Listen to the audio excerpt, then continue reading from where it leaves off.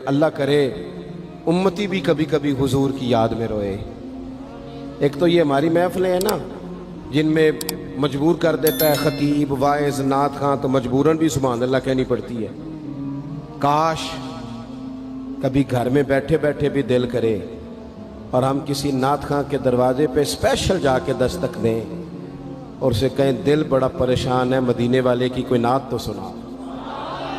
کبھی ایسا بھی ہونا کہ گھر میں پیسے نہ ملنے پہ تو ٹینشن ہوتی ہے، اور کوئی مقدمہ آ جائے تو پریشانی ہوتی ہے، لڑائی ہو جائے تو ہوتی ہے۔ کبھی یوں بھی تو ہونا رات کو ابا جی رو رہے ہوں بستر پہ اور بڑا رو رہے ہوں اور تڑپ کے رو رہے ہوں، بچے آ کے اماں سے پوچھیں کیا مسئلہ ہے ہمارے ابا کو، کوئی پریشانی ہے، کوئی ڈاکٹر کو بلائیں، کوئی دکھ ہے؟ اماں کہتی ہے جاؤ تمہارے والی بات نہیں۔ بچے اصرار کر کے کہتے ہیں نہیں اماں بتا تو صحیح مسئلہ کیا ہے؟ تو اماں ٹھنڈی آہ بھر کے کہتی ہے پتر تمہارے باپ کو نا نبی پاک کا مدینہ یاد آتا ہے، جنوں ویکھ کے ٹھردیاں اکھیاں نے تے جنوں ویکھ کے ٹھردا سینہ ہے، ربا تیری ساری خدائی چ ایک ہی تے شہر مدینہ ہے۔ پیسے جتنے آگے جی انہیں بڑے نے انہاں سٹیو تہاڈی مہربانی، اسی کڈی سمجھدار قوم آ، پہلے آپ ہی کھلاری دینے پھر آپ ہی کٹھی کری دینے۔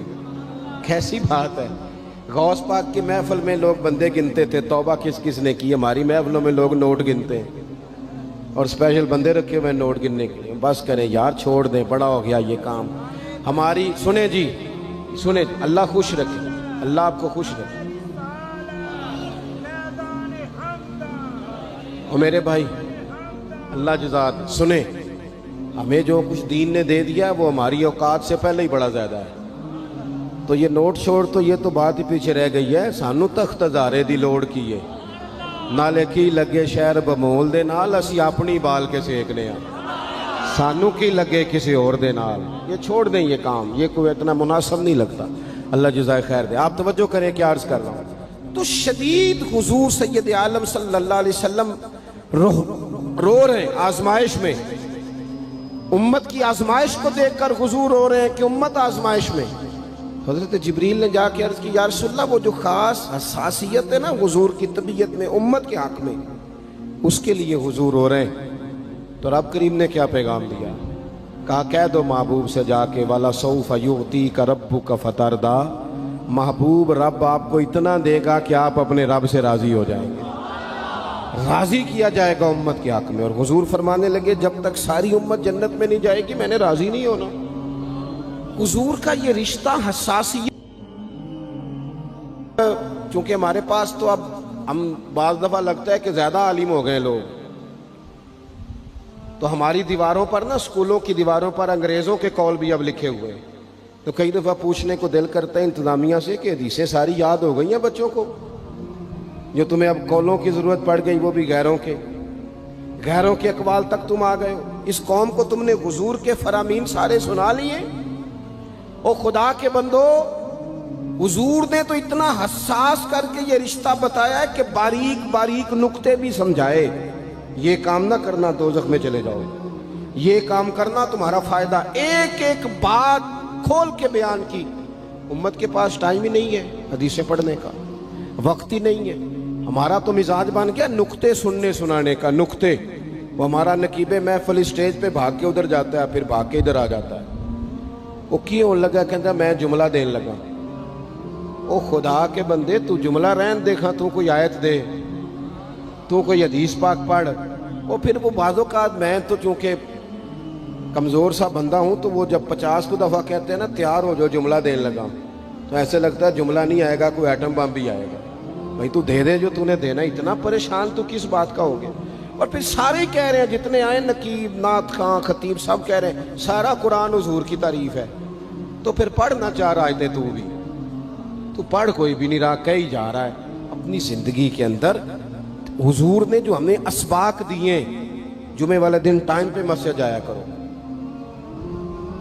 مولوی نکمہ بھی ہو نا میری طرح کا، آپ وقت پہ جائیں گے تو وہ جلد تیاری شروع کر دے گا، آپ آخری 10 منٹ جاتے ہیں تو وہ کیا مولانا دیواروں کو تقریر سنائیں؟ تیاری کریں، حضور کے فرامین سنیں، اور نبی پاک صلی اللہ علیہ وسلم نے جہاں جہاں ہمیں اسباق پڑھائے ہیں وہ اس رشتے کی حساسیت کو دیکھیں چونکہ حضور نے بڑا حساس رشتہ بنایا امت سے، تو پھر امت کے دل بھی حضور کے حق میں بڑے حساس ہیں۔ اپنے مزاج کے لحاظ سے نا نرم طبیعت کے آدمی حضرت صدیق اکبر۔ کچھ لوگ نرم ہوتے ہیں نا بیچارے، جو گیا مان لی، جو گیا مان لی، ان کو لوگ تنگ بھی بڑا کرتے ہیں۔ یہ بھی میں آپ کو بتا رہا ہوں۔ وہ جس بندے کا پتہ ہوتا ہے نا کہ جناب اس کے پاس گئے تو یہ اکثر تارے شاٹ بھی رہتی ہیں، تو وہاں ذرا جاتے بھی لوگ تھوڑی احتیاط کرتے ہیں۔ حضرت ابو بکر صدیق طبعاً نرم طبیعت کے تھے، کشادہ روئی، خندہ پیشانی مزاج کا حصہ تھا۔ وہ دیر تک صبر کرنے کے عادی تھے، لیکن ایک دن ان کے والد آئے جناب ابو قحافہ رضی اللہ تعالیٰ عنہ، بعد میں انہوں نے کلمہ پڑھا۔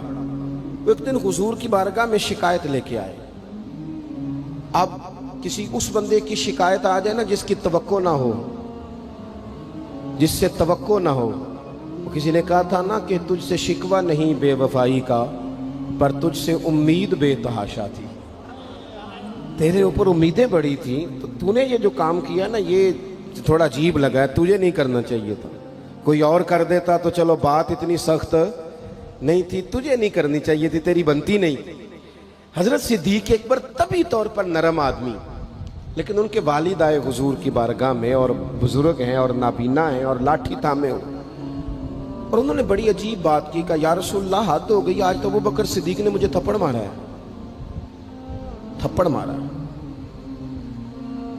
یہ ابھی وہ مسلمان نہیں تھے، شکایت آئی، کریم محبوب علیہ السلام کے گرد جتنے لوگ کھڑے تھے محو حیرت ہو گئے کہ ابو بکر صدیق یہ کام کریں گے۔ حضور نے فرمایا بلاؤ نا جناب صدیق کو۔ حاضر بارگاہ ہو گئے، ہاتھ باندھے، نظر جھکائی ہے۔ حضور نے فرمایا ابو بکر لوگوں کو تو یقین ہی نہیں آ رہا، تم نے تھپڑ مارا باپ کو؟ خاموش کھڑے، خاموش۔ کریم نے فرمایا ابو بکر سن رہے ہو میں نے کیا کہا، باپ کو مارا ہے؟ چپ کھڑے۔ تیسری دفعہ حضور نے فرمایا بولتے کیوں نہیں؟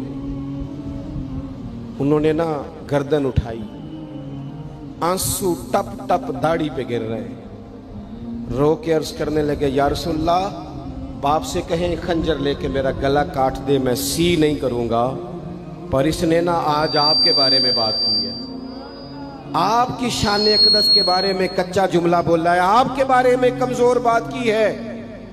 یا رسول اللہ میں سارا کچھ سہ سکتا ہوں، پر آپ کا اور میرا رشتہ، حضور آپ کی اور میری بات، تن تندور تے ہڈیاں بالن، اسی ہاواں نال تپایا، کپ کپ مکیاں پیڑے کیتے، اتوں عشق پلیتھن لایا، تن دا سالن تے من دی ہانڈی، لون صبر دا پایا، غلام فریدہ میں ساری تیری، تین وجہ یقین نہیں آیا؟ فرمانے لگے، عرض کرنے لگے یا رسول اللہ صلی اللہ علیہ وسلم انہوں نے آپ کے بارے میں بات کی ہے، شکر کرے میرے ہاتھ میں تلوار نہیں تھی، ورنہ میں باپ کا سر کاٹ دیتا، اس لیے کہ ہر چیز برداشت ہے۔ محبوب کی شان کے بارے میں کوئی بات کرے یہ امت کو برداشت نہیں ہوتی، ہم یہ کیسے قبول کریں، کیسے اس بات کو قبول کریں؟